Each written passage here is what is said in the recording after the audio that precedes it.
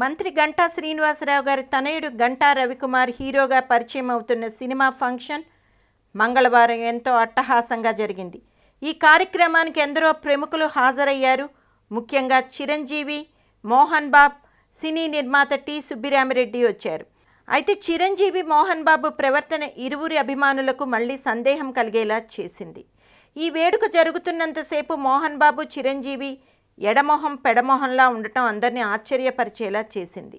Function పూర్తి అవుతున్నా anchors చిరంజీవిని, మోహన్ బాబుని తదితరులని స్టేజ్ మీదకి పిలిచినప్పుడు చిరంజీవి ఆడియో పోస్టర్ రిలీజ్ చేయడం చూసి మోహన్ బాబు స్టేజ్ దిగి వెళ్ళిపోయాడు. ముఖ్య అతిథిగా వచ్చిన మోహన్ బాబు అలా స్టేజ్ దిగి వెళ్ళిపోవడం టాక్ ఆఫ్ ది టాలీవుడ్ అయ్యింది. మళ్ళీ యాంకర్లు మోహన్ బాబుని ఆడియో గురించి మాట్లాడమని రిక్వెస్ట్ చేసిన తర్వాత స్టేజ్ మీదకి మళ్ళీ వెళ్ళాడు మోహన్ బాబు. అంతేకాదు, మోహన్ బాబు చిరంజీవి మాట్లాడడం మొదలు పెట్టగానే వెళ్ళిపోయాడు. టోటల్గా ఫంక్షన్లో వీళ్ళిద్దరూ ఒకరిని ఒకరు విష్ చేసుకోలేదు.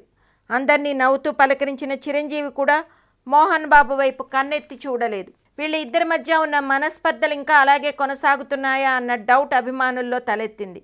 ఇలా ఇద్దరి ప్రవర్తన సోషల్ మీడియాలో హాట్ టాపిక్గా మారింది.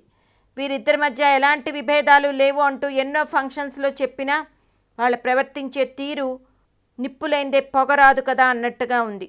అసలు వీళ్ళిద్దరి మధ్య పేచీకి కారణాలంటూ ఏమీ లేవు. వీళ్ళిద్దరూ కలిసి చాలా సినిమాలు చేశారు, అవి బ్లాక్ బస్టర్ హిట్స్ అయ్యాయి.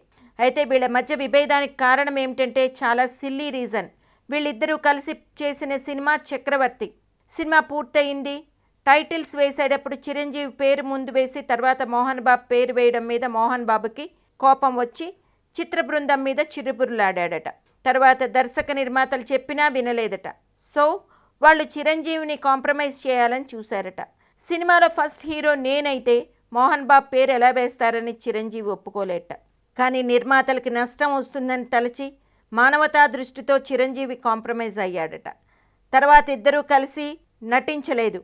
ఇది వారిద్దరి మధ్య వైరానికి అసలు కారణం. సంవత్సరాలు గడుస్తున్నా అది పెరుగుతోందే తప్ప తరగడం లేదు అన్న విషయాన్ని మళ్ళీ నిన్న జరిగిన ఆడియో ఫంక్షన్లో రుజువు చేశారు ఇద్దరు.